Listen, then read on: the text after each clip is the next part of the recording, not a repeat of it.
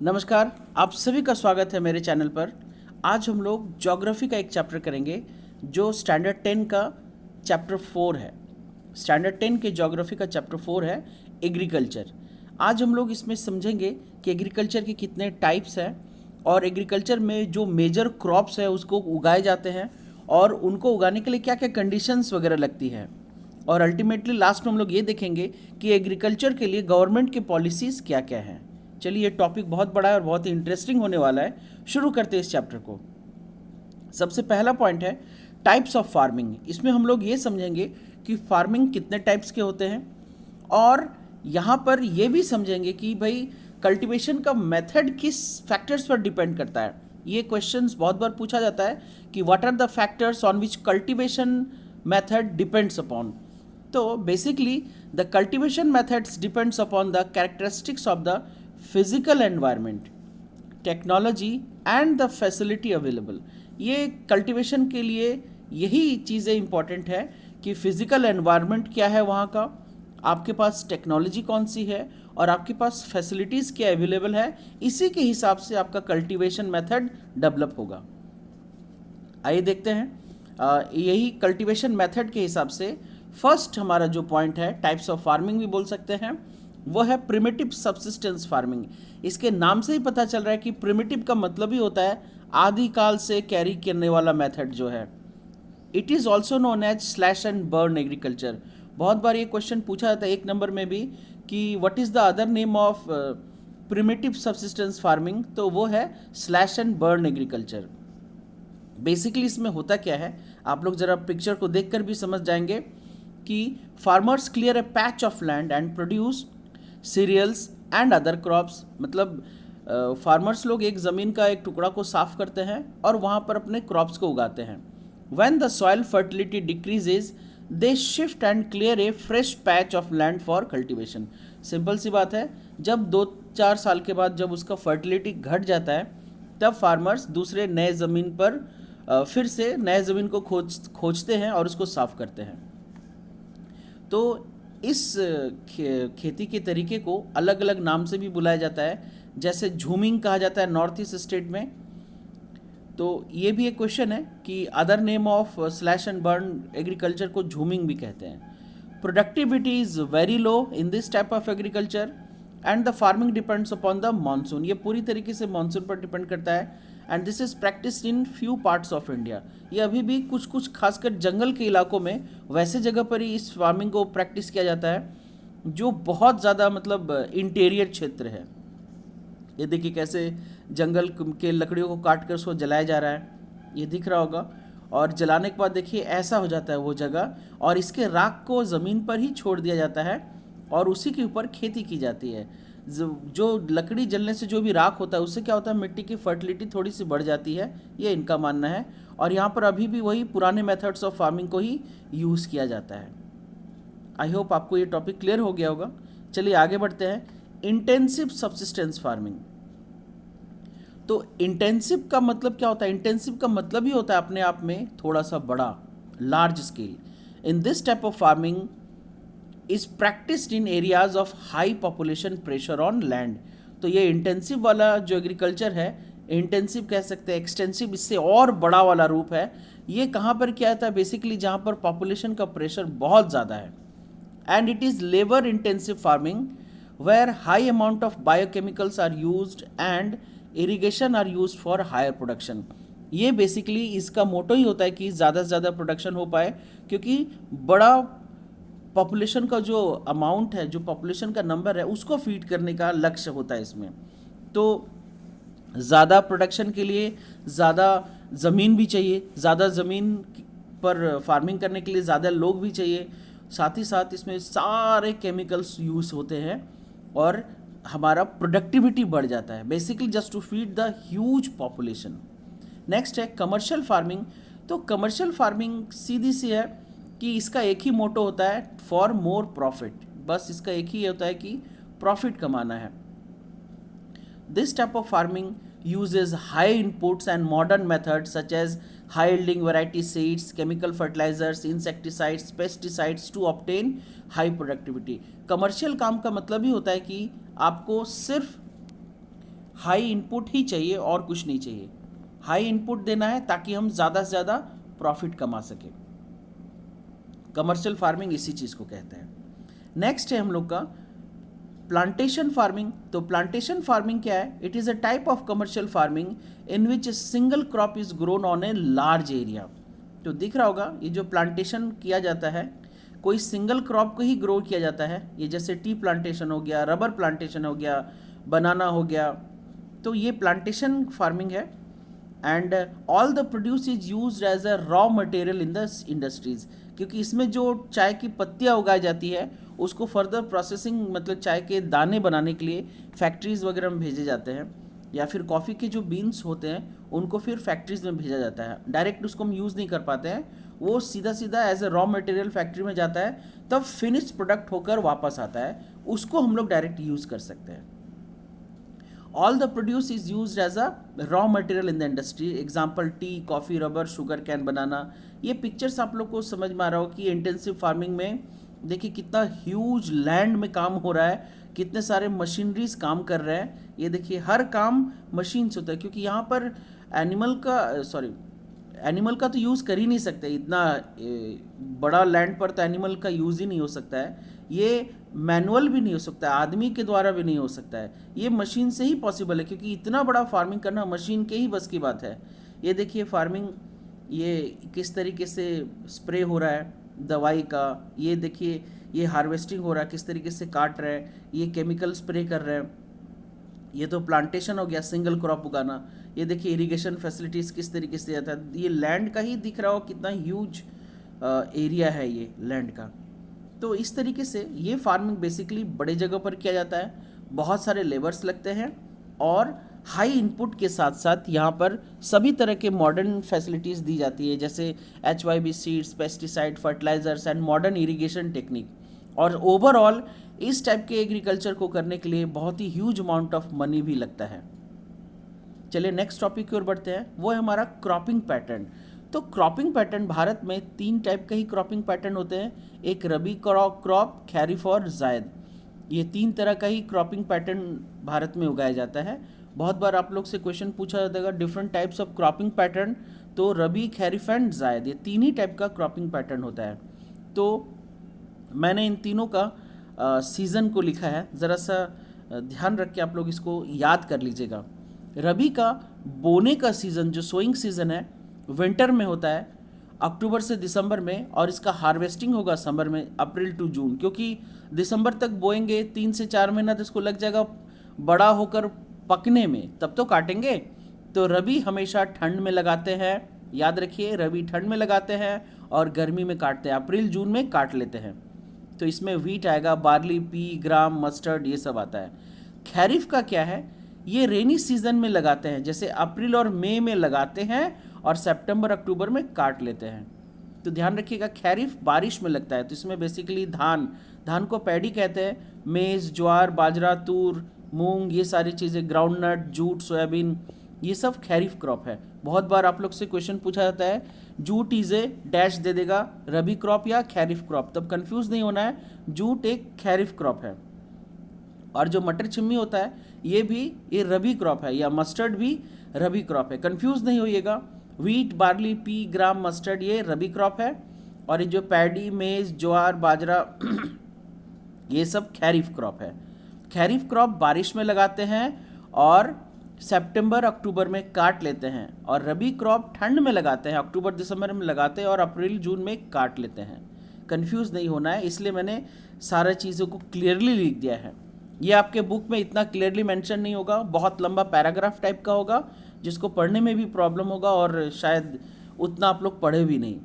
मैंने यहाँ पर इसलिए दिया है कि ताकि आपको एक नज़र में ही आप लोग को ध्यान हो जाए और याद रहे लंबे समय तक। नेक्स्ट है जायद है। तो जायद बेसिकली ये रबी और खैरिफ के बीच में लगाया जाता है। There is a short season during the summer month known as zaid season in the month of March to July में लगाते हैं। जायद को मार्च से जुलाई में लगाते हैं, और इनमें जो भी क्रॉप्स आता है उनका टाइम पीरियड भी कम होता है, जैसे watermelon, muskmelon, cucumber, vegetables and fodder crops. Basically vegetables को हम लोग इंडिया में ज़्यादातर मानते हैं जायद क्रॉप्स है, ये मार्च और जुलाई में लगाते हैं, अगस्त सितंबर तक 1.5 से 2 महीने के अंदर अक्टूबर नवंबर तक ये काट माने ये तैयार हो चुका होता है। ठंड का ही फसल है ये सब, वाटरमेलन, मस्क मेलन, कुकुम्बर, ये सब। चलिए, आई होप ये टॉपिक क्लियर हो गया होगा आप लोग को। चलिए, अब इसके बाद जो है हमारे इंडिया का मेजर क्रॉप्स क्या क्या है। तो मेजर क्रॉप्स है variety of food and non food crops, क्योंकि क्रॉप सिर्फ फूड के लिए नहीं होता है, बहुत सारे क्रॉप्स ऐसे भी होते हैं जो नॉन फूड भी होते हैं। It is grown in different parts of India and it is depending on the variation in soil, climate and cultivation practices. Crop उगाने का सीधी सी बात है कि जैसा आपका मिट्टी होगा, जैसा आपका क्लाइमेट होगा और जैसा आपके पास मेथड होगा, प्रैक्टिस मेथड, जिस टेक्निक से आप फसल उगाएंगे आपका फसल वैसा ही उगेगा। तो बेसिकली इंडिया में कौन कौन से फसल उगाए जाते हैं, तो राइस हो गया, व्हीट हो गया, millets, pulses, T, coffee, sugar cane, oil seeds, cotton और जूट। ये बेसिकली ये देखिए कॉटन, जूट, ये सब हो गया नॉन फूड क्रॉप्स। बाकी ये सब फूड में ही काउंट कर सकते हैं क्योंकि इनको हम लोग खाने के रूप में ही इस्तेमाल करते हैं कहीं ना कहीं। चलिए शुरुआत करते हैं राइस से। राइस के बारे में बहुत कोई आप लोग जानते होंगे, देखे भी होंगे। तो basically it is a kharif crop. It requires high temperature and high humidity with annual rainfall above 100 centimetre. ये वैसे जगह पर ही उगता है जहाँ पर 100 सेंटीमीटर से ज़्यादा एनुअल रेनफॉल होता है। And it is the second largest producer of rice in the world after China. याद रखिएगा, India second largest producer of rice है। तो राइस ऐसा होता है, इसको हम लोग धान कहते हैं और इंग्लिश में पैडी कहते हैं। ये धान इस तरीके से पौधे में उगता है, फिर इसको छुड़ाना पड़ता है। इससे बहुत सारे ये हार्वेस्टिंग के प्रोसेस है, इसको छुड़ाते हैं तो ऐसा होता है। इसके बाद इसको मिलिंग किया जाता है, तब जाके ये चावल के दानों में कन्वर्ट होता है। याद रखिए ये चावल इसके अंदर से ही निकला है, ये इसके अंदर से ही निकला है और ये इस पौधे से निकला है। तो बहुत बच्चों ने देखा नहीं होगा धान कैसा होता है और धान का पौधा कैसा होता है, मैंने सब कुछ दिखा दिया। आई होप ये आप लोग को क्लियर हो गया होगा। And basically it is grown in the plains of the north and north east India, coastal area and the delta area. ये नॉर्थ ईस्ट एरिया और कोस्टल और डेल्टा एरिया में उगाया जाता है। आई होप ये टॉपिक आप लोग अच्छे से क्लियर हो गया होगा। नेक्स्ट व्हीट में आते हैं। Wheat is a rabi crop. Wheat एक रबी क्रॉप है। ध्यान रखिएगा कि पैडी खैरिफ क्रॉप था, धान खैरिफ क्रॉप था, राइस खैरिफ क्रॉप था, लेकिन व्हीट रबी क्रॉप है क्योंकि ये ठंड में लगता है और धान रेनी सीजन में लगता है। It requires a cool growing season and bright sunshine in the time of ripening. It requires 50 to 75 centimeter of rainfall evenly distributed over a growing season. Next है the Ganga Satluj plains in the northwest and the black soil region of the Deccan are two main wheat growing zones in India. Bharat में यही दो जगह, Ganga Sutlej plain north west में, पंजाब वगैरह side में, पंजाब हरियाणा उधर उत्तर प्रदेश वगैरह साइड में, और दूसरा हो गया ये जो डेक्कन का जो ब्लैक सॉइल एरिया है वहाँ पर ये उगाया जाता है। बेसिकली ये पूरा जोन ही है गेहूँ उगाने का। It is the second most important cereal crop and main food crop in north and north western part of India. ये second most important cereal crop है क्योंकि हम लोगों का भोजन का सबसे पहला हिस्सा चावल है, जिसको हम लोग भात कहते हैं। हम लोग पहले भात खाते हैं, भात के साथ रोटी खाते हैं। नॉर्दर्न इंडिया की तरफ में अभी भी लोग सिर्फ रोटी ही खाते हैं, बट बेसिकली एक हमारे इंडिया का एक बड़ा पॉपुलेशन चावल पहले खाता है, रोटी सेकेंडरी है, राइस फर्स्ट है। मेन क्रॉप या main food of our cuisine, हमारे भोजन का सबसे मेन, अगर कुछ बोलेंगे मेन कोर्स है तो वो राइस है। उसके बाद सेकंड है व्हीट, रोटी, गेहूँ। ये देखिए इस तरीके से ये दिखता है। गेहूं का पौधा ऐसा होता है, इसमें से गेहूं ऐसा निकाला जाता है और ये गेहूं की बालियां हैं और डायरेक्ट इस गेहूं को हम लोग पीसते हैं, तब जाकर वो आटा में कन्वर्ट होता है, फ्लोर जिसको कहते हैं। अगर आप में से कोई नए हैं तो मेरे चैनल को सब्सक्राइब ज़रूर कीजिएगा। एक वीडियो को बनाने में बहुत मेहनत लगाता है और हम लोग दिलो जान से वीडियो लगाते हैं और अगर आप लोग सब्सक्राइब, लाइक और शेयर करते हैं, अगर आप लोग को लगता है वो उस लायक है, तो उससे हम लोग का हिम्मत और हौसला बढ़ता है। अगर नए हैं तो सब्सक्राइब ज़रूर कीजिएगा, ताकि मैं आप लोग को और भी बढ़िया बढ़िया वीडियोस और बहुत अच्छे अच्छे इन्फॉर्मेशंस और भी ला कर दूँ, क्योंकि आपके लाइक, सब्सक्राइब और शेयर से हम लोग का मोटिवेशन होता है, हम लोग को इंस्पिरेशन मिलता है और हम लोग को काम करने की शक्ति और ज़्यादा बढ़ जाती है। चलिए आगे बढ़ते हैं। नेक्स्ट है मिलेट्स है। तो मिलेट्स क्रॉप में बेसिकली ज्वार, बाजरा और रागी आता है। ये कन्फ्यूज़न ना हो, मैंने 1 नंबर में ज्वार दिया है, ये ज्वार ऐसा दिखता है, बाजरा ऐसा दिखता है और रागी ऐसा दिखता है, इसलिए मैंने 1 2 3 और कंटिन्यूसली यहाँ पर दे दिया है। ये इंपॉर्टेंट मिलेट क्रॉप्स है। क्वेश्चन बहुत बार पूछा गया है, what are important millet crops, तो jowar, bajra and ragi are the important millet crops. और साथ ही साथ these are known as coarse grain. बहुत बार याद रखिएगा, व्हाट आर कोर्स ग्रेन, ये एग्जाम में क्वेश्चन बहुत बार पूछा गया है, what are coarse grain, and they have very high nutritional value. इनका न्यूट्रिशनल वैल्यू बहुत ज़्यादा होता है कॉमन फूड क्रॉप से। तो कोर्स ग्रेन क्या होता है, मिलेट्स को कोर्स ग्रेन कहते हैं। बेसिकली इसमें ज्वार, बाजरा और रागी आता है।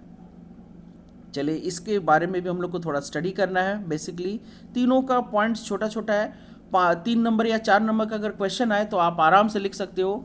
ज्वार के बारे में, it is the 3rd most important food crop with respect to the area and population.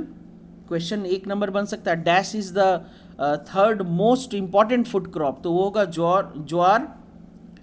It is rain fed crop mostly grown in the moist area. ये बेसिकली उस जगह पर होता है जहाँ पर मॉइस्चर बहुत ज़्यादा होता है, बारिश बहुत ज़्यादा होती है। Mainly produced in Maharashtra, Karnataka, Andhra Pradesh and Madhya Pradesh. ये इस जगह पर बहुत ज़्यादा उगाया जाता है। नेक्स्ट है बाजरा। तो बाजरा कहेंगे, it grows well on Sandy soil and shallow black soil. ये बाजरा के लिए बहुत बार है सैंडी सॉयल, ये बहुत बार ये फिल इन द ब्लैंक्स आया है कि dash grows in sandy soil और शैलो ब्लैक सॉयल, तो वो बाजरा होगा। And the major producing states are Rajasthan, UP, Maharashtra, Gujarat, Haryana. तो बाजरा यहाँ पर बहुत ज़्यादा उगता है। 3rd है हमारा ragi. It is a crop of dry regions. Ragi कहाँ उगता है, जहाँ पर बारिश नहीं होती है, सूखे जगह पर। It grows well on red, black and Sandy and loamy and शैली ब्लैक सॉइल्स, मतलब शैलो ब्लैक सॉइल्स, मतलब ये जो मिट्टी है, ये सब मिट्टी के एरिया में बारिश कम होती है और जो बहुत ज़्यादा ड्राई होता है उस जगह पर रागी उगता है। Major producing states are Karnataka, Tamil Nadu, Himachal Pradesh, Uttarakhand, Sikkim, Jharkhand and Arunachal Pradesh. तो आई होप ये ज्वार, बाजरा और रागी वाला टॉपिक आप लोगों को क्लियर हो गया होगा। चलिए आगे बढ़ते हैं। नेक्स्ट टॉपिक है, ये एक बहुत ही कॉमन सा टॉपिक है, वो है मेज़। मेज़ क्या होता है, बेसिकली मेज़ है जिसको हम लोग हिंदी में मकई कहते हैं। इससे बहुत कुछ बनता है, इसका आटा भी बनता है, लोग इसकी रोटी भी खाते हैं और ये मल्टीपर्पज़ यूज़ है। हम लोग इसका सबसे ज़्यादा सेवन कॉर्नफ्लेक्स के रूप में करते हैं। It is a kharif crop. याद रखिए मेज़ क्या है, एक खैरिफ क्रॉप है। It requires temperature between 21 to 27 degree C and it grows well in old alluvial soil. ये क्वेश्चन इसी से पूछा गया, dash crop grows well in old alluvial soil. तो ओल्ड एलुवियल सॉइल में मेज ही बहुत अच्छा उगता है। It is used both as food and fodder. याद रखिए फूड हो गया जो हम लोग ह्यूमन खाते हैं, फॉडर कहते हैं एनिमल फूड को। याद रखिए fodder is an animal food, और मकई का इस्तेमाल एनिमल फूड के रूप में भी करता है और हम लोग तो खाते ही हैं। इसको खाने का वैरायटी तरीका है, बहुत अलग अलग तरीके से इसको हम लोग, इसके डिशेस बहुत सारे हैं, खाने के तरीके अलग अलग हैं, आप सबको पता होगा ही। Major maize producing states are Karnataka, Madhya Pradesh, Uttar Pradesh, Bihar, Andaman and Telangana. ये मेजर स्टेट्स है। बाकी मेजर का मतलब है कि झारखंड या दूसरे जगह पर उगता है नहीं, ये सब जगह पर उगता है, लेकिन मेजर प्रोड्यूसिंग स्टेट्स तो यही है। चलिए नेक्स्ट में बढ़ते हैं, वो है हमारा पल्सेस वाला सेक्शन। तो पल्सेस वाला सेक्शन हम सभी का जो थाली है, खाने की थाली है, वो पल्सेस के बिना बिल्कुल अधूरी है। पल्स के बिना हम लोग खाना नहीं खाते, ऐसा किसी की थाली शायद ही होगी जो बिना पल्स का परोसा जाता होगा। देखते हैं। Major pulses grown in India is tur, जिसको हम लोग अरहर कहते हैं, उड़द, मूंग, मसूर, पीज, ग्राम। ये दिख रहा होगा, मूंग है, मसूर है, पीज है, ग्राम है, तो ये सब दाल है। Pulses are mostly grown in rotation with other crops to restore the fertility. ये बहुत इंपॉर्टेंट क्रॉप्स है, 1 या 2 नंबर में बहुत बार पूछा गया, what are the benefits of growing pulses, ये क्वेश्चन आया है। तो पल्सेस का सबसे इम्पॉर्टेंट पॉइंट ये है कि पल्सेस जो है उसको रोटेशन में ग्रो करते हैं, मतलब एक बार राइस उगा लिए तो उसके बाद पल्सेस लगा देंगे, या गेहूं उगा लिए तो गेहूं के बाद कोई भी दाल कैटेगरी लगा देंगे, कोई भी। इससे क्या होता है, जो मिट्टी का फर्टिलिटी होता है ना वो रीस्टोर हो जाता है। तो ये क्वेश्चन है, आप लोग को याद रखना होगा कि पल्सेस हमेशा जब भी इसको रोटेशन में उगाएंगे तो उससे क्या होगा, मिट्टी का रोटेशन रीस्टोर हो जाता है, सॉरी मिट्टी का फर्टिलिटी रीस्टोर हो जाता है। Major producing states are Madhya Pradesh, Rajasthan, Maharashtra, Uttar Pradesh and Karnataka. चलिए आगे बढ़ते हैं। नेक्स्ट है हमारा food crop other than grain, मतलब अब सिर्फ फूड क्रॉप वाली बात नहीं है, जो ग्रेन के अलावा भी कुछ फूड क्रॉप है, जो हम लोग सिर्फ ग्रेन ही नहीं खाते हैं, बहुत सारी चीज़ें हैं जो हम खाते हैं। तो उसका सबसे एक बहुत ही इम्पॉर्टेंट है, वो है हमारा शुगर कैन। शुगर कैन आप सबको पता होगा, गन्ना कहते हैं इसको। It is a tropical as well as sub tropical crop. ये ट्रॉपिकल एरिया और ट्रॉपिकल एरिया के आसपास वाले जगह पर भी उगता है। It grows well in hot and humid climate with a temperature of 21 to 27 degree C and annual rainfall between 75 to 100। ये लगभग भारत के हर जगह पाया जाता है, ऐसा कोई जगह नहीं है जहाँ पर शुगर कैन नहीं उगता है। भारत के हर गांव में जहाँ भी कुआं वगैरह होता है, जहाँ भी लोग चापाकल कुआं वगैरह, जहाँ भी हैंडपंप वगैरह होता है, उसके आसपास में हर घर में ये शुगर कैन ज़रूर मिलेगा, इंडिया के हर विलेज के घर में। It can be grown on a variety of soil, मैंने अभी थोड़ी देर पहले कहा। It needs manual labour from sowing to harvesting and India is the second largest producer of sugar cane only after Brazil. याद रखना होगा, 1 नंबर का क्वेश्चन पूछा जाता है कि which country is the largest producer of sugar can, तो वो ब्राज़ील होगा, सेकेंड में इंडिया है। Sugar cane is the main source of sugar. Jaggery कहते हैं, गुड़ को जैगरी कहते हैं, इंग्लिश में गुड़ को जैगरी कहते हैं। खंसारी एंड मोलासिस, ये बहुत सारे प्रोडक्ट्स हैं जो गुड़ से, चीनी, ये शुगर कैन से ही बनाया जाता है। The major sugar cane producing states in are Uttar Pradesh. ये उत्तर प्रदेश सबसे बड़ा शुगर कैन प्रोड्यूसिंग स्टेट्स है, और इसका सबसे बड़ा माने सबूत ये है कि जितने भी चीनी मिल है वो सब उत्तर प्रदेश के आसपास ही है। महाराष्ट्र, कर्नाटका, तमिलनाडु, आंध्र प्रदेश, तेलंगाना, बिहार, पंजाब एंड हरियाणा, ये एरिया में गन्ने बहुत ज़्यादा उगाए जाते हैं। पंजाब में, हरियाणा में दिखता होगा, इसलिए चीनी मिल, जहाँ गन्ना ज़्यादा, शुगर कैन उगाया ज़्यादा जाता होगा, वहाँ पर ही शुगर मिल बैठाया जाता है। तो ये दिख रहा होगा पिक्चर, ये ऐसा शुगर कैन उगता है, और शुगर कैन जूस को डायरेक्ट भी पीते हैं हम लोग, और उससे हम लोग चीनी भी बनाते हैं, गुड़ भी बनाते हैं। चलिए नेक्स्ट टॉपिक है हमारा ऑयल सीड्स। तो ऑयल सीड्स क्या होता है, बेसिकली ये फूड क्रॉप को के अलावा का चीज़ है। Different oil seeds are grown covering approximately 12% of the total cropped area of India. Main oil seeds produced in India are groundnut, mustard, sesame, castor, linseed, coconut, soybean, cotton and sunflower. तो याद रखना होगा कि ये oil seeds का क्या इस्तेमाल है। जाहिर सी बात है, ये ऐसे सीड्स है जिससे ऑयल निकलता है, और बिना ऑयल का खाना पकाना आज के डेट में असंभव है। हम लोग कल्पना भी नहीं कर सकते खाना पकाने के बारे में। ये पिक्चर्स आपको दिखा रहा है हर एक ऑयल सीड्स का नाम से। ग्राउंडनट तो आप सब जानते ही होंगे, ये ग्राउंडनट है, दिख रहा होगा, ये ग्राउंडनट है। इसको हिंदी में मूंगफली भी कहते हैं या बादाम भी कहते हैं। बहुत बड़ा गाना भी हिट हुआ है इसी के नाम पर, पता होगा आप लोग सबको, गुनगुना भी रहे होंगे। चलिए नेक्स्ट में आते हैं मस्टर्ड। मस्टर्ड मतलब सरसों, क्योंकि हर एक के घर में 100% जितने भी लोग वीडियो को देख रहे होंगे और नहीं भी देख रहे होंगे, उन सबके घर में सरसों तेल का ही इस्तेमाल होता है, इंक्लूडिंग मी ऑल्सो। ये सरसों हो गया, ये सीसम हो गया, तिल, ये दिख रहा होगा, ये तिल है। तिल सफ़ेद भी होता है, काला भी होता है। ये खैरिफ क्रॉप है, याद रखिएगा, तिल खैरिफ क्रॉप है और मस्टर्ड रबी क्रॉप है। बहुत बार ये क्वेश्चन पूछा गया है मस्टर्ड और सीसम को लेकर कि भाई मस्टर्ड क्या है और सीसम क्या है। तो मस्टर्ड रबी है और सीसम तिल जिसको कहते हैं वो खैरिफ है, याद रखिएगा। इंग्लिश में तिल को सीसम कहते हैं।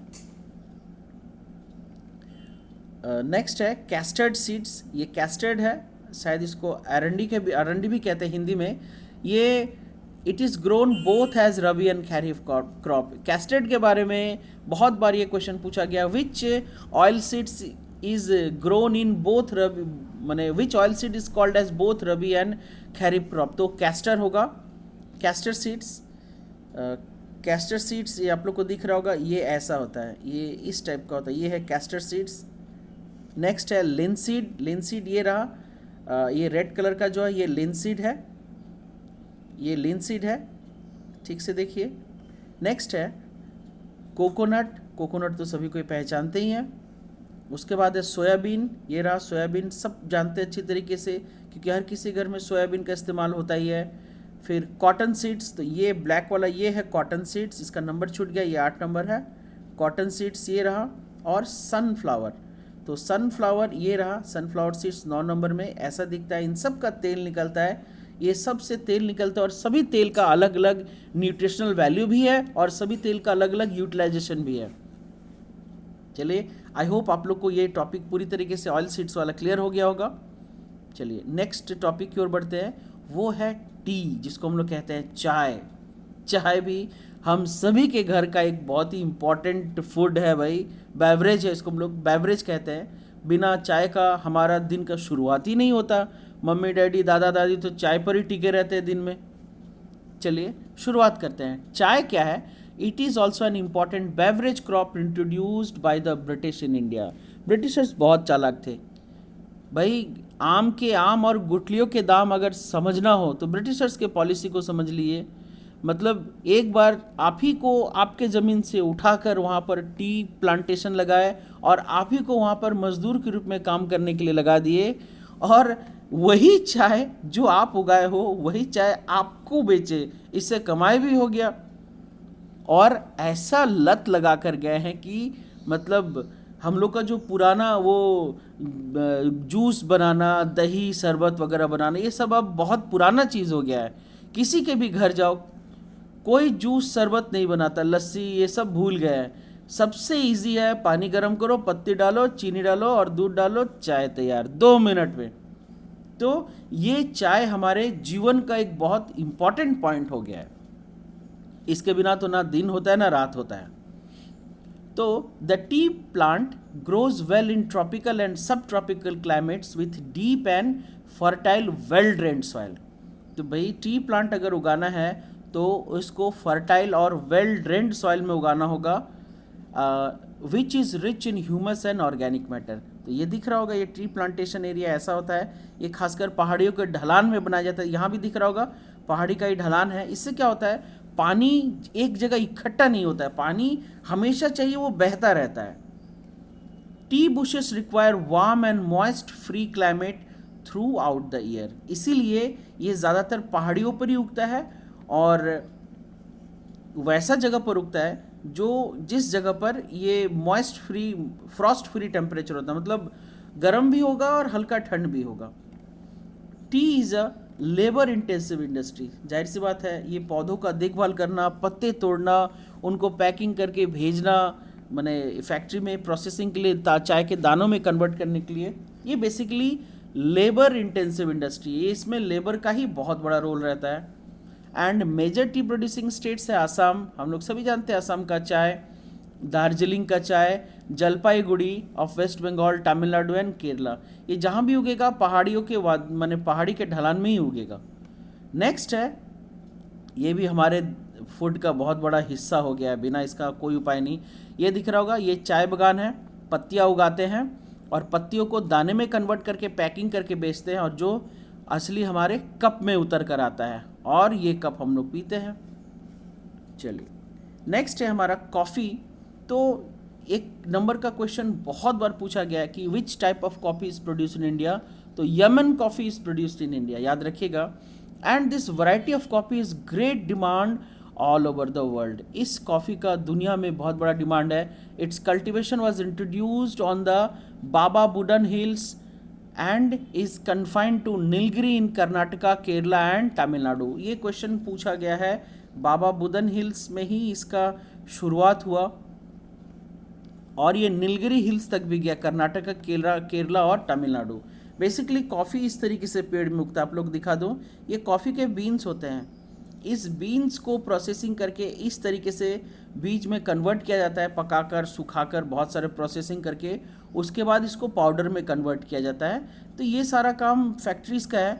हम लोग तो सिर्फ एक ही चीज़ जानते हैं कि बस पुड़िया खोलो और कप में डाल के दूध में घोल कर पी लो, हम लोग का बस यही काम है, क्योंकि हम लोग एंड यूज़र है, कस्टमर है हम लोग। तो ये दो चीज़ है, इसको बेवरेज क्रॉप भी कहते हैं, कॉफ़ी और टी को। याद रखिए, क्वेश्चन मैंने कहीं देखा था कि वाटर बेवरेज क्रॉप, तो बेवरेज वैसे चीज़ें हैं जो हम लोग पानी और दूध पीने के अलावा बाकी जो ड्रिंक्स लेते हैं उन सबको हम लोग बेवरेज कहेंगे। बेवरेज में अल्कोहल भी आता है, टी कॉफ़ी भी आता है, याद रखिएगा। चलिए नेक्स्ट आते हैं हॉर्टिकल्चर। हॉर्टिकल्चर क्या होता है? India is a producer of tropical as well as temperate fruits. जाहिर सी बात है, इंडिया में ट्रॉपिकल रीजन भी है और टेम्परेट रीजन्स भी है। तो major crops produced are pea, cauliflower, onion, cabbage, tomato, brinjal, potato and some of the famous horticulture crops are also grown in India. I hope आप लोग को बताने की ज़रूरत नहीं होगी कि ये पिक्चर किस किस चीज़ का है। अगर कोई इस पिक्चर का नाम नहीं बता पाया तो कृपया आप अपने IQ लेवल का टेस्ट करा ले। ऐसा कोई चीज़ नहीं है इसमें जो आपने देखा नहीं होगा, हो ही नहीं सकता है। चलिए नेक्स्ट है, इसी में ही ये तो फ्रूट्स हो गया। मैंगो, मैं ज़रा सा नाम इसलिए लूँगा क्योंकि ये खास खास जगह पर उगता है। महाराष्ट्र का मैंगो, आंध्र प्रदेश का, तेलंगाना, उत्तर प्रदेश और वेस्ट बंगाल का मैंगो। ऑरेंज हो गया नागपुर का और चेरापूंजी का orange. Banana of Kerala, Mizoram, Maharashtra and Tamil Nadu. Litchi and guava of Uttar Pradesh and Bihar. Pineapples of Meghalaya, याद रखिएगा पाइनएप्पल सबसे ज़्यादा किस स्टेट में उगता है, तो वो मेघालय में उगता है। And grapes of Andhra Pradesh, Telangana and Maharashtra. साथ ही साथ ये सारी जो भी चीज़ें हैं, apple, pear, apricot, walnut of Jammu Kashmir and Himachal Pradesh, क्योंकि ये जो ड्राई फ्रूट्स है ये ठंड के जगह में ही उगता है, ये पहाड़ियों में ही उगता है। दिख रहा होगा, ये एप्पल हो गया, एप्रिकॉट हो गया, ग्रेप्स हो गया, पाइनएप्पल, गुआवा, लीची, बनाना, ऑरेंज, मैंगो। उसके साथ ये हम लोग का जो वेजिटेबल फैमिली है ये सब इंडिया में बहुत ज़्यादा उगता है। साथ ही साथ ये जितने भी प्रोडक्ट्स हैं ये सब हम लोग भी कंज्यूम करते हैं और साथ ही साथ एक्सपोर्ट भी करते हैं, वैसे देशों में भेजते हैं जहाँ पर ये उगता ही नहीं है। चलिए अब आगे आते हैं नन फूड क्रॉप। वैसा क्रॉप हम लोग उगाते तो हैं मगर वो फूड नहीं है, किसी भी तरीके से फूड नहीं है। तो दिख ही रहा होगा पिक्चर से, ये है रबर। तो बेसिकली रबर उगता कैसे है, चलिए उसके ऊपर ज़रा सा चर्चा करेंगे। Rubber is an equatorial plant, it require moist and humid climate. ये इक्वेटोरियल रीजन्स पर ही उगता है। With rainfall more than 200 centimetre and temperature above 25 centimetre. It is an important industrial raw material. Rubber बहुत ही ज़्यादा इंपॉर्टेंट इंडस्ट्रियल रॉ मटेरियल है। हम सभी के जीवन में रबर कहीं ना कहीं ज़रूर इस्तेमाल करते हैं हम लोग। Mainly grown in Kerala, Tamil Nadu, Karnataka, Andaman and Nicobar island and Garo hills of Meghalaya. याद रखिए ये क्वेश्चन पूछा जाता है, गारो हिल्स ऑफ मेघालय में रबर का बहुत बड़ा प्रोडक्शन एरिया है। ये देखिए ये रबर प्लांट होता है, रबर ट्री होता है सॉरी, ये बिल्कुल प्लांटेशन है, बिल्कुल लाइन से हज़ारों की संख्या में लगाते हैं और पेड़ को इस तरीके से काटते हैं। इससे जो पेड़ का जो रस निकलता है उसको कलेक्ट करते हैं और कलेक्ट करने के बाद इसको फैक्ट्री में लेकर जाते हैं और यहाँ पर सल्फ़र मिलाया जाता है। एक प्रोसेस है आपके केमिस्ट्री में, वो 100% होगा, इसको वल्कनाइजेशन ऑफ रबर कहते हैं। तब जाकर ये रबर में कन्वर्ट होता है और रबर का प्रोडक्ट तो दिख ही रहा होगा। ऐसा कोई चीज़ नहीं है जिसके अंदर रबर का इस्तेमाल ना हुआ हो, चाहे वो टायर हो, चाहे ग्लव्स हो, चाहे बलून हो, चाहे रबर बैंड हो जो हम लोग बाल में बांधते हैं, या फिर रबर के छोटे छोटे पार्ट्स हैं जो हमारे मशीन के अंदर कहीं ना कहीं डेफिनेटली मौजूद होंगे ही होंगे। चलिए आगे बढ़ते हैं। नेक्स्ट है हमारा फाइबर। तो फाइबर क्या है? फाइबर को हिंदी में रेशा कहते हैं। Basically cotton, jute, hemp and the natural silk are 4 major fibres crop. तो ये क्वेश्चन पूछा था नेम 4 फाइबर क्रॉप्स, तो तो कॉटन होगा, जूट होगा, हेम्प होगा और नेचुरल सिल्क होगा। Cotton, jute and hemp are grown in the soil. Natural silk को हम लोग ग्रो नहीं कर सकते हैं क्योंकि नेचुरल सिल्क तो सिल्क वॉर्म से मिलता है। Natural silk is obtained from the cocoons of the silk worm fed on the green mulberry leaves. याद रखिए, 1 नंबर का क्वेश्चन पूछा जाता है कि किस पेड़ पर सिल्क वॉर्म्स पाए जाते हैं, तो वो आंसर होगा मलबेरी लीव्स पर। And rearing of silk worm for the production of silk fibre is known as sericulture. ये क्वेश्चन बहुत बार पूछा गया है, सेरिकल्चर किसको कहते हैं, तो वो है rearing of silk warm basically. शुरुआत करेंगे कॉटन से। कॉटन का कॉटन का पौधा कुछ इस टाइप का दिखता है और कॉटन का फूल भी होता है, वो जो फटने के बाद इस टाइप का ऐसा ये फूल होता है, ये फटने के बाद इस तरीके से वो ब्लूम कर जाता है और यहाँ से हम लोग को कॉटन मिलता है। ये देखिए कितना ये इंटेंसिव कॉटन का खेती है, ये कॉटन का पौधा ऐसा दिखता है। Basically it is a kharif crop. हम लोग पहले भी देख चुके हैं, पढ़ चुके हैं, जान चुके हैं कि कॉटन एक खैरिफ क्रॉप है and it requires high temperature, light rainfall and 210 Frost free days and bright sunshine for its growth. तो ये यूनिक है क्योंकि सिर्फ इसी फसल को 210 दिन का फ्रॉस्ट फ्री डेज चाहिए विथ ब्राइट सनशाइन इसके ग्रोथ के लिए। इस पॉइंट को याद रखिए क्योंकि इसी के आधार पर क्वेश्चन बहुत बार पूछा गया है कि which crop needs 210 Frost free days for its growth, तो उसमें होगा कॉटन। नेक्स्ट है cotton grows well in black cotton soil of the Deccan प्लेटू। Deccan प्लेटू का ब्लैक सॉइल में कॉटन बहुत ज़्यादा उगता है। मेजर कॉटन प्रोड्यूसिंग स्टेट्स है महाराष्ट्र, गुजरात, मध्य प्रदेश, कर्नाटक, आंध्र प्रदेश, तेलंगाना, तमिलनाडु, पंजाब, हरियाणा एंड उत्तर प्रदेश। तो ये सब जगह पर बहुत ज़्यादा कॉटन उगाया जाता है। वैसे भी ब्रिटिशर्स हमारे देश में सबसे ज़्यादा अट्रैक्ट हुए थे क्योंकि हमारे देश का कॉटन ही सबसे ज़्यादा मिलता था और हमारे देश का सिल्क भी बहुत ही हाई क्वालिटी का होता था। ब्रिटिशर्स पहले कॉटन और सिल्क के लिए ही हमारे देश में आए थे। सिर्फ ब्रिटिशर्स ही क्यों, पुर्तगीज, डच, फ्रेंच, ये सब लोग आए थे कॉटन और सिल्क के लिए ही। उसके बाद पता चला धीरे धीरे कि भाई साउथ इंडिया में गजब का मसाला भी बनता है जिसका इस्तेमाल फूड में करके फूड को और ज़्यादा टेस्टियर बनाया जा सकता है। चलिए नेक्स्ट टॉपिक हो रहा था वो है जूट। आप सबको शायद बहुत सारे बच्चे लोग को नहीं पता होता कि जूट क्या होता है, इसलिए मैंने जूट के पिक्चर्स के साथ ये सारी चीज़ें दी है। जूट बेसिकली जूट को ही गोल्डन फाइबर कहते हैं। याद रखिए, ये मैं देख रहा हूँ स्टैंडर्ड 6 के किताब में कहीं ना कहीं लिखा होता है jute is also called as dash रहता है, तो jute is also called as golden fibre. It grows well in the well drained fertile soil in the flood plains. It require high temperature, इसके ग्रोथ के लिए high temperature चाहिए for its growth and it is used in making gunny bags, mat, rope, yarn, carpet with other artifacts. और भी बहुत सारी चीज़ें इससे बनते हैं। And major wheat producing states are jute producing states are West Bengal, Bihar, Assam and Odisha. ये दिख रहा होगा जूट ऐसा होता है, इसका प्लांट ऐसा होता है। इस प्लांट का जो अपर लेयर होता है ना, ऐसे पौधा का जो स्टेम होता है उसको अपर लेयर जो होता है उसी को पानी में सुखा कर मतलब भिगा के रखते हैं, तब ये स्टेम यही रेशा को उखाड़ते हैं तो धीरे धीरे धीरे जूट में कन्वर्ट होता है और उसको बहुत सारे प्रोसेसिंग करने के बाद इसको रस्सी का रूप देते हैं और फिर रस्सी से आप चाहे टोकरी बनाओ, चाहे बैग बनाओ, चाहे गनी बैग से बोरे बनाओ, कोई फ़र्क नहीं पड़ता है। और फिर इसके ऊपर कलर भी चढ़ता है और कलर चढ़ने के बाद इस तरीके से अट्रैक्टिव भी दिखता है। ये भी एक बहुत बड़ा पार्ट है हमारे छोटे कॉटेज इंडस्ट्री का, ये बहुत बड़ा पार्ट है। अगर आप मेरे कोई नए हैं अगर इस चैनल में तो कृपया करके अगर आपको ये वीडियो अच्छा लगे तो सब्सक्राइब ज़रूर कीजिएगा, लाइक, शेयर और कमेंट ज़रूर कीजिएगा। इससे क्या होता है ना, हम लोग का हौसला बढ़ता है। चलिए आगे बढ़ते हैं नेक्स्ट टॉपिक की ओर। ये टॉपिक है टेक्नोलॉजिकल एंड इंस्टीट्यूशनल रिफॉर्म। अब हम लोग इसमें देखेंगे कि एग्रीकल्चर से रिलेटेड इतनी सारी चीज़ें हमने देखी कि किस टाइप का फार्मिंग होता है, कितने टाइप्स के क्रॉप्स होते हैं जो भारत में उगाए जाते हैं खासकर। अब इसमें क्या पढ़ना है, टेक्नोलॉजिकल एंड इंस्टीट्यूशनल रिफॉर्म, ये किस तरीके से परिवर्तन आया। Agriculture provides a livelihood for more than 60% of its population. Bharat का 60% पॉपुलेशन से भी ज़्यादा लोग अभी भी एग्रीकल्चर पर ही डिपेंडेंट है और एग्रीकल्चर के थ्रू ही उनका रोजी रोटी चलता है। So this sector needs some serious technical and institutional reforms. इसीलिए इस क्षेत्र में बहुत ही ज़्यादा टेक्निकल रिफॉर्म की आवश्यकता बहुत ज़्यादा है और इंस्टीट्यूशनल रिफॉर्म भी चाहिए. So the green revolution and the white revolution were some of the reforms initiated by the people to improve the agriculture.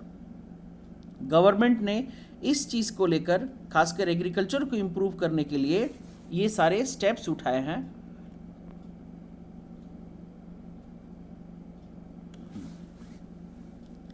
Some initiatives taken by the government. हम लोग देखेंगे कि गवर्नमेंट ने कौन कौन से स्टेप्स लिए हैं. तो पहला स्टेप्स होगा scheme introduced by the government such as Kisan credit card, क्योंकि खेती करने के लिए बहुत ज़्यादा पैसे की भी ज़रूरत होती है. तो किसान क्रेडिट कार्ड हो गया, पर्सनल एक्सीडेंट इंश्योरेंस स्कीम हो गया, इस तरीके का बहुत सारा और भी बहुत सारे लोन स्कीम्स है, कृषि लोन है, इस टाइप के स्कीम्स है जो गवर्नमेंट ने लॉन्च किए, जो बहुत ही कम इंटरेस्ट रेट पर पाए जाते हैं और बहुत ही ईजिली किसानों को अवेलेबल हो जाता है. इससे क्या होगा, किसान बहुत ज़्यादा उससे उनको मतलब इंस्पिरेशन मिलेगा खेती करने के लिए, उनका मतलब मोटिवेशन बढ़ जाएगा और वो लोग ज़्यादा से ज़्यादा खेती को और अच्छे से कर पाएंगे. साथ ही साथ special weather bulletins and agricultural programmes for farmers on the radio and televisions were introduced. एक क्वेश्चन इसका है, ये 3 नंबर का क्वेश्चन बहुत बार पूछा भी गया इसी से रिलेटेड कि what are the government initiatives taken for improvement in agriculture and farming. तो आप लोग उसमें बोलना कि बहुत सारे स्कीम इंट्रोड्यूस किए गए, जैसे किसान credit card, personal loan, personal accident insurance, ये सारी चीज़ें गवर्नमेंट ने लॉन्च की है. साथ ही साथ weather bulletins, agricultural programmes for farmers जो रेडियो और टेलीविज़न में दिए जाते हैं, और साथ ही साथ बहुत सारे हेल्पलाइन नंबर्स भी चालू किए गए हैं जिस पर कांटेक्ट करने के बाद अपने खेती से रिलेटेड, फसलों से इंफॉर्मेशन से रिलेटेड बहुत सारी चीज़ें आपको मिल सकती है.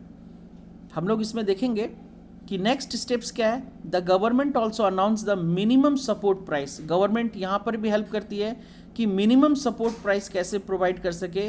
Remunerative and procurement process of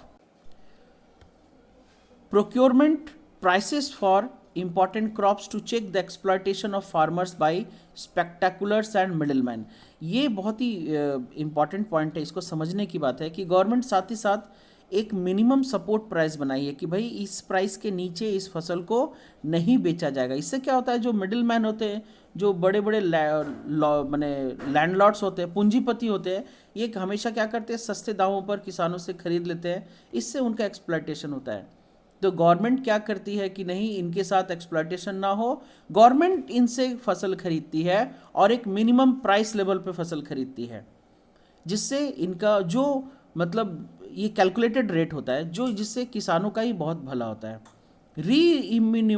रीन्यूमरेटिव and procurement prices for important crops. ये बहुत बार है, ये प्राइस घटता बढ़ता रहता है समय के हिसाब से और कंडीशन के हिसाब से.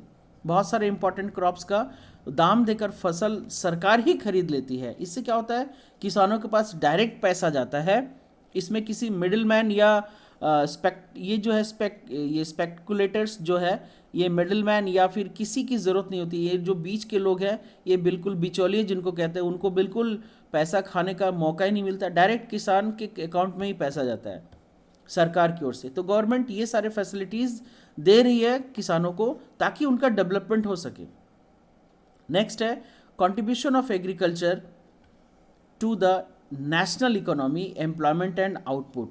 तो एग्रीकल्चर का क्या क्या कंट्रीब्यूशन है ज़रा देखेंगे.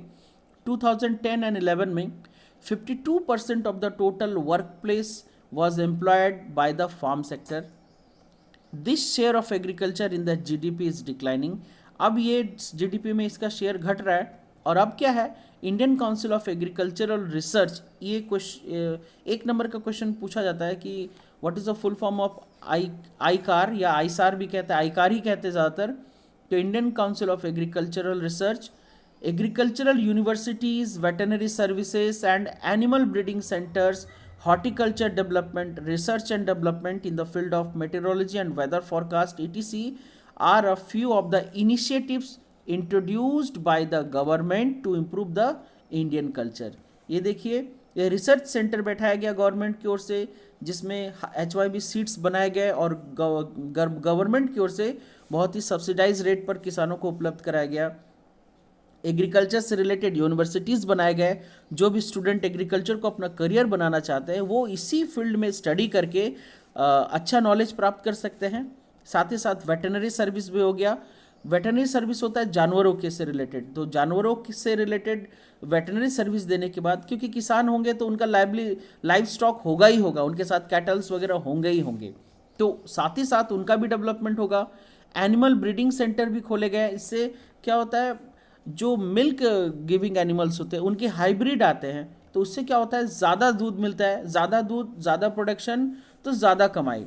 इस तरीके से ये गवर्नमेंट कोशिश कर रही है कि लोगों को ज़्यादा से ज़्यादा फायदा मिल पाए। साथ ही साथ horticulture development, that means horticulture हो गया, फल फ्रूट और सब्जी से रिलेटेड, उसको कैसे उगाए, उसके लिए अच्छी अच्छी बीजें लाए। नेक्स्ट, ये जो research and development in the field of meteorology and weather forecast, ये दोनों चीज़ को और डेवलप किया गया ताकि पहले ही से ही जानकारी ज़्यादा से ज़्यादा दी जा सके कि भाई बारिश होने वाला है या फिर तूफान आने वाला है। तो इस फील्ड में भी डेवलपमेंट करने से कहीं ना कहीं हमारे फार्मिंग से रिलेटेड एक्टिविटीज़ पर असर ज़रूर होता है। So these are the few of the initiatives, ये कुछ कदम उठाए गए हैं जो गवर्नमेंट की ओर से, जो खासकर इंडियन एग्रीकल्चर को इम्प्रूव करने का काम करते हैं।